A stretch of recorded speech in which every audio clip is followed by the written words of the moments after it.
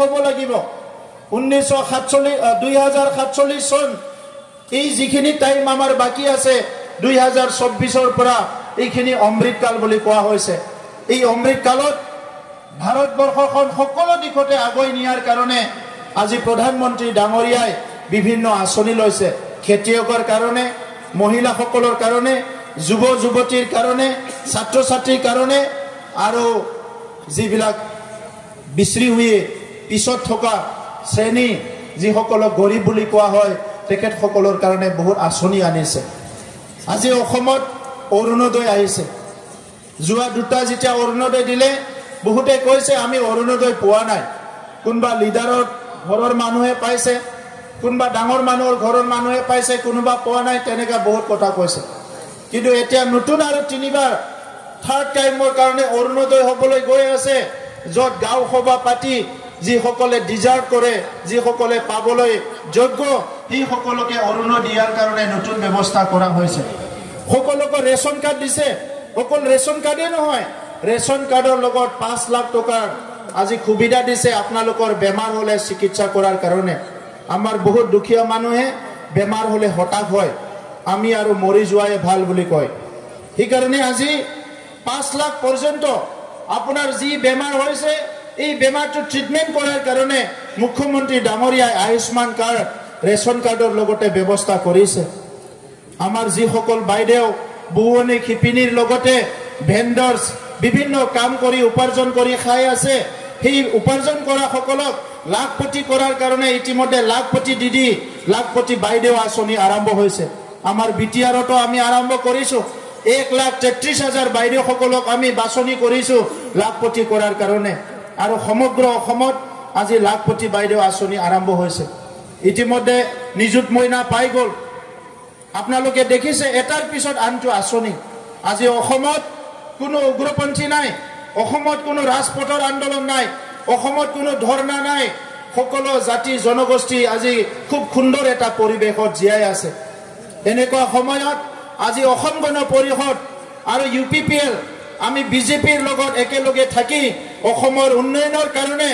অসমৰ খিলঞ্জীয়া মানুহ ৰক্ষণাবেক্ষণৰ স্বাৰ্থত সৰ্বাংগীন উন্নয়নৰ স্বাৰ্থত আৰু অসমখন সদায় যাতে এটা শান্তিৰ ৰাজ্য হৈ থাকে ইয়াৰ কাৰণে আজি মুখ্যমন্ত্ৰী একেলগে আমি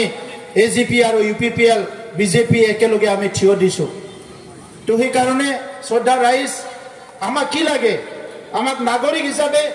মানুহ হিচাপে আমাক কি লাগে দেশৰ চৰকাৰখনে আমাৰ অভাৱ অভিযোগ সমস্যাবিলাক চাব লাগে স্বাধীনতাৰ ৭৮ বছৰত বহুতখিনি সমস্যা সমাধান হ'ল কিন্তু বহুতখিনি সমস্যা আৰু আছে এই সমস্যাবিলাক উপলব্ধি কৰিব পৰা নেতা লাগিব কংগ্ৰেছৰ ইয়াত কেম্পিং হ'ব বহুত কথা কৈ আছে কংগ্ৰেছে বহুত সময় পাইছিলে সমস্যাবিলাক সমাধান কৰিবৰ কাৰণে কিন্তু তেখেতসকলে সমস্যাবিলাক সমাধান নকৰে সমস্যা জীয়াই ৰাখে আৰু বিজেপিৰ নেতৃত্বত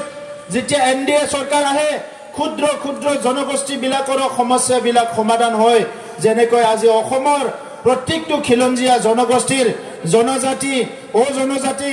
সকলো জনগোষ্ঠীৰে আজি সমস্যাবিলাক এটাৰ পিছত আনটো সমস্যা সমাধান হৈ গৈ আছে গতিকে আমাক নাগৰিক হিচাপে লাগে নিৰাপত্তা আমাক লাগে শান্তি আৰু আমাক সহজভাৱে জীয়াই থকাৰ কাৰণে যিখিনি চৰকাৰী সুবিধা লাগে এই সুবিধাবিলাক আমাৰ ওচৰত আহি পাব লাগে এতিয়া ইতিমধ্যে বসুন্ধৰা হৈ গ'ল বসুন্ধৰাৰ দ্বাৰা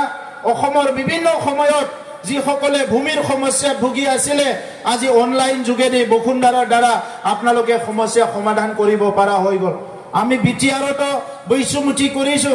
এই বৈশ্যমুঠিৰ দ্বাৰা মাত্ৰ 2 মাহত 1 লাখ মানুহে এপ্লাই কৰিলে আৰু 80,000 পৰিয়ালৰ সমস্যা আমি সমাধান কৰিলো আগৰ চৰকাৰৰ সময়ত এইবিলাক নাছিলে আজি গৰীব মানুহৰ ঘৰ আগত যদি